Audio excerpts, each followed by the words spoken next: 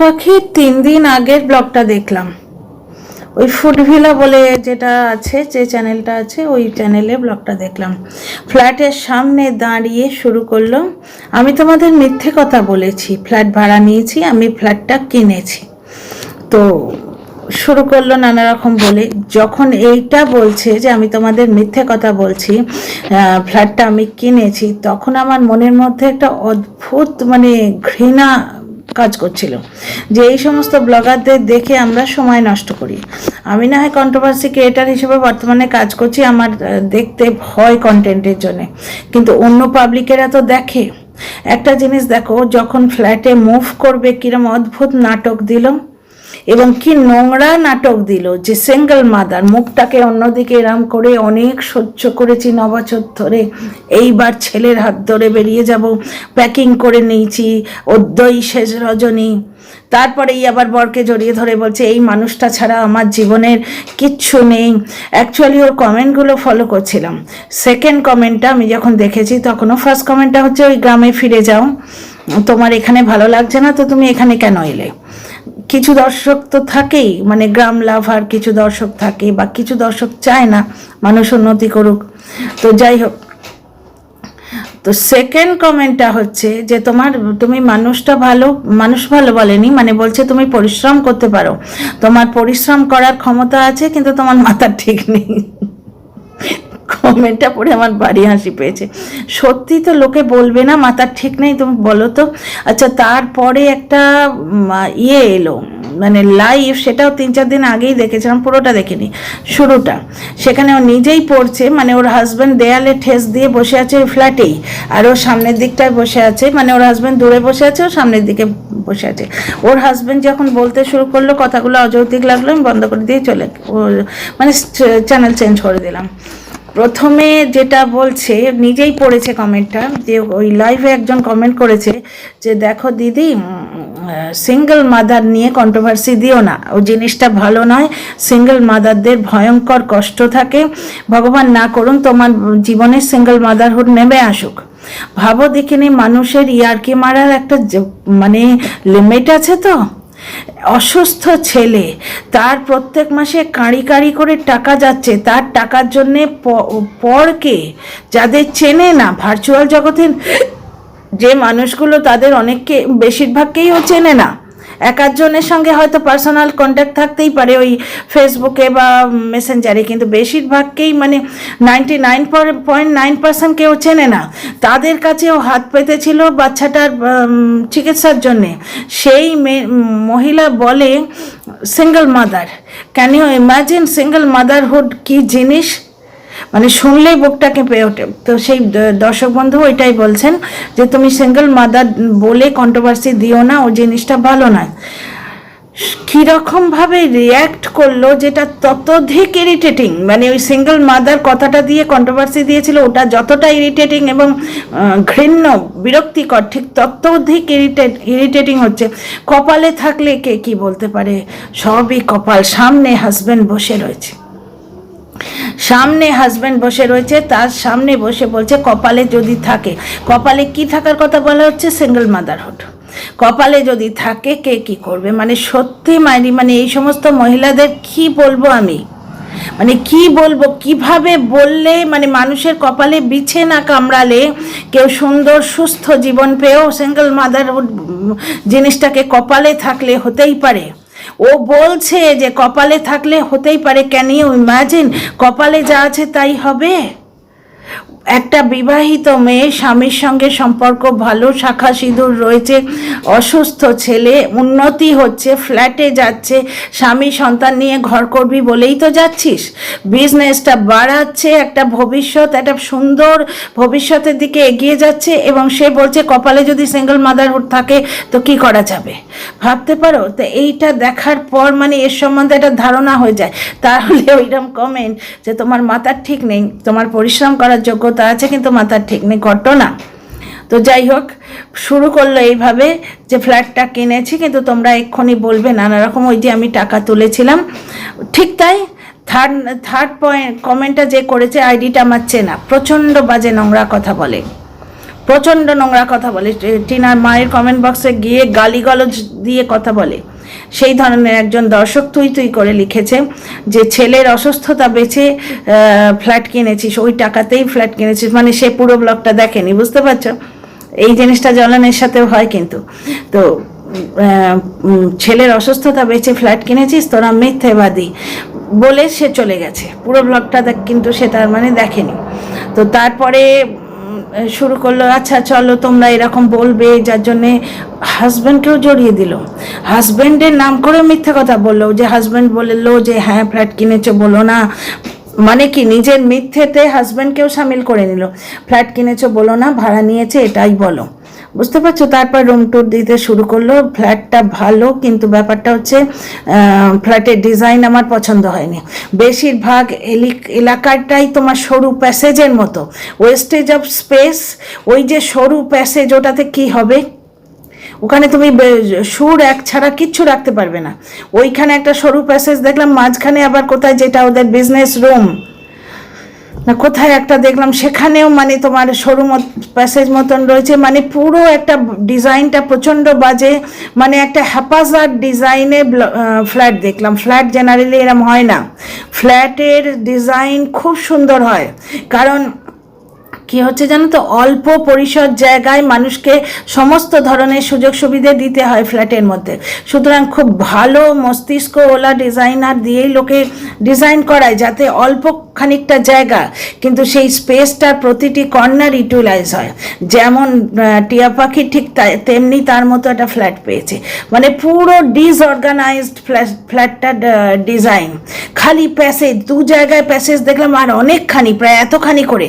ফ্ল্যাটে অতটা জায়গা ওয়েস্ট করার থাকে? আমাদের এইখানে যেখানে 4 বেডরুমের, মানে এই সোসাইটিতে 4 বেডরুমের ফ্ল্যাট রয়েছে, এবং আমাদের নিজেদের ফ্ল্যাটও যেখানে আছে ওখানেও 4 বেডরুমের যে ফ্ল্যাটগুলো, সেখানে ঢুকতে সামান্য একটু প্যাসেজ মতো করা আছে, সামান্য হাতখানেক জায়গার। সেটা কেন করা আছে জানো? অনেকে কি করে, খুব সুন্দর করে সুরাক বানায়, সুরাকের ওপরে তোমার আয়না ফায়না দিয়ে শুধু ওই সুরাকের জায়গাটুকুর মতো প্যাসেজটা আছে, কারণ প্যাসেজ বেশি দিলে সেটা ফ্ল্যাটে ওয়েস্টেজ অফ স্পেস। তো খুবই বিটকেল লেগেছে ফ্ল্যাটের ডিজাইনটা। তো যাই হোক, মানে একটা কনভিনিয়েন্ট জায়গায় নিশ্চয়ই আছে, যার জন্যই তো গ্রাম ছেড়ে গেছে। তো টিয়া পাখির এই হ্যাপাজার্ড নেচার সবাই কিন্তু বুঝতে পারছে, ও যে মতিস্থির নেই প্রত্যেকটা কমেন্টে রয়েছে। এই আর একটা কমেন্ট দেখলাম, সেখানে বলছে তোমার তো মাথার ঠিক নেই, কালই দেখবে হয়তো তুমি গ্রামের বাড়ি ছুটবে। তারপরে আর একটা কমেন্টে বলছে এই তো কত মিথ্যে কথা বলবে, স্বপ্নের বাড়ি, স্বপ্নের ঘর, স্বপ্নের সংসার, আবার কি স্বপ্নের বিজনেস। হ্যাঁ গো, তা ফ্ল্যাট দেখেই সেই স্বপ্ন মুছে গেল? ডেফিনেটলি এইরকম হুইমজিক্যাল মেন্টালিটি হলে বলবে না। তো যাই হোক, হোম ট্যুর পুরো দিল। দেবার পর দেখালো যে বেডরুমটা অগোছালো হয়ে আছে, তা বেডরুমটা গুছিয়ে নিয়ে হোম ট্যুরটা দিলেই হতো। যাই হোক, ওর হাজব্যান্ড ক্যামেরা খুব সুন্দর করে করেছে, অগোছালো জায়গাটা দেখায়নি, ঠিক আছে। এবং খুবই বিটকেল বিজনেস রুম যেটা, সেখানে দুখানা বাথরুম, একটা কমন আর যেটা অ্যাটাচ, দুটোই মুখোমুখি। তাহলে কমনটা কি করে হলো আমি বুঝতে পারছি না। আমার যেখানে নিজের ফ্ল্যাট, সেখানে কিন্তু আমাদের যে ছোট ব্যালকানিটা, সেইটা দিয়ে কমন বাথরুমে যাওয়া যায়, এবং সেটা ড্রয়িং রুমের সঙ্গে অ্যাটাচড।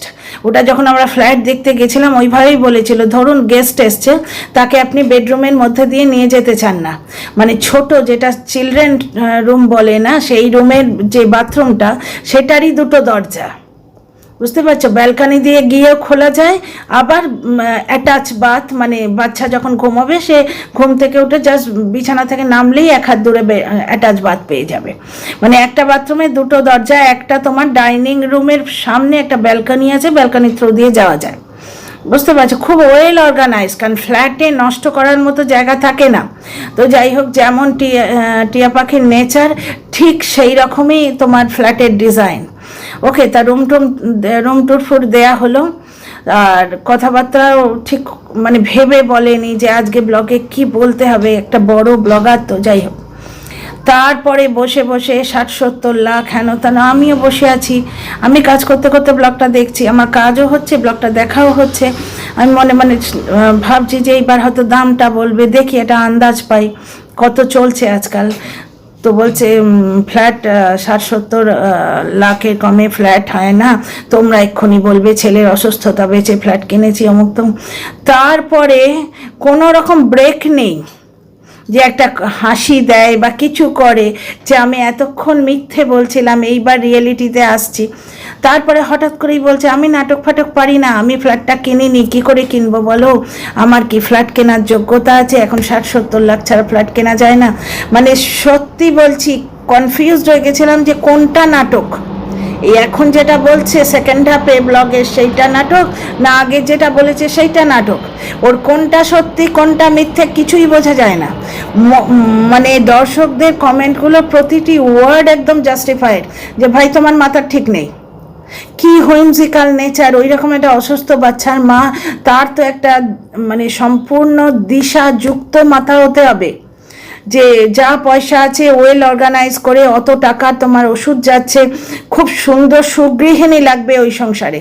আর এর হাব ভাব দেখো, মানে যখন বলছে যে আমি নাটক করেছি সারপ্রাইজ তো হয়েই নেই, কারণ নাটক করার মতো ভাবে সে বলেও নি। মানে শুধু মনে হচ্ছে ওটা যে নাটক এন্টারটেনিং একটা ব্যাপার থাকে, ওটা শুধুমাত্র মনে হলো মিথ্যে কথা বলছে, এতক্ষণ ধরে মিথ্যে কথা বলছে, এবং সিরিয়াসলি দর্শকরা কনফিউজ হয়ে যাবে কোনটা সত্যি কোনটা মিথ্যে।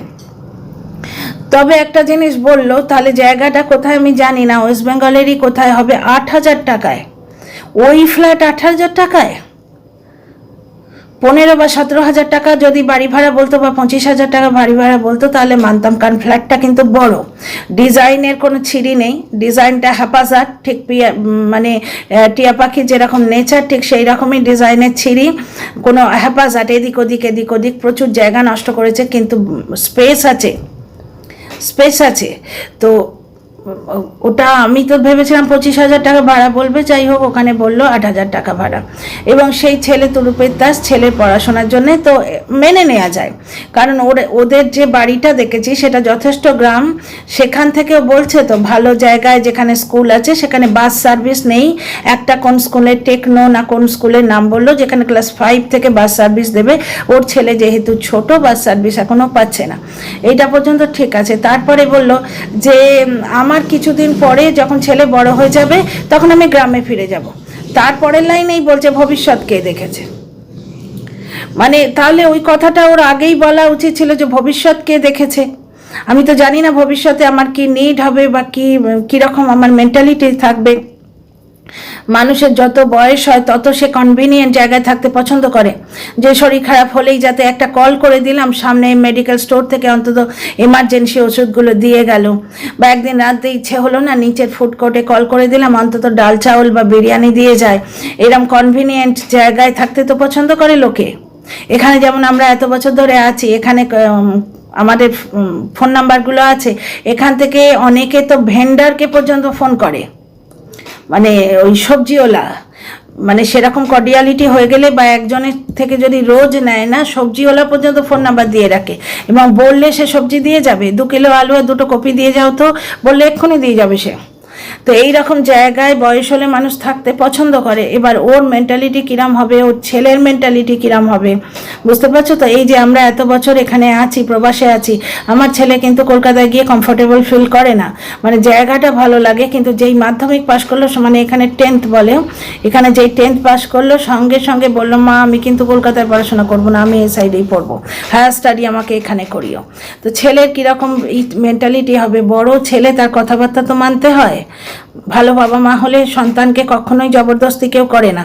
সুতরাং ওর প্রথমেই বলা উচিত ছিল যে ভবিষ্যতে কি হবে সেটা ভবিষ্যতে গর্ভেই থাক, তবে আমার ইচ্ছে আছে যে বাচ্চাটা একটু বড় হয়ে গেলে, ও নিজের পায়ে দাঁড়িয়ে গেলে বা ওর পড়াশোনা ঠিক মতো সেটেল হয়ে গেলে আমরা দুজন গ্রামে ফিরে যাব।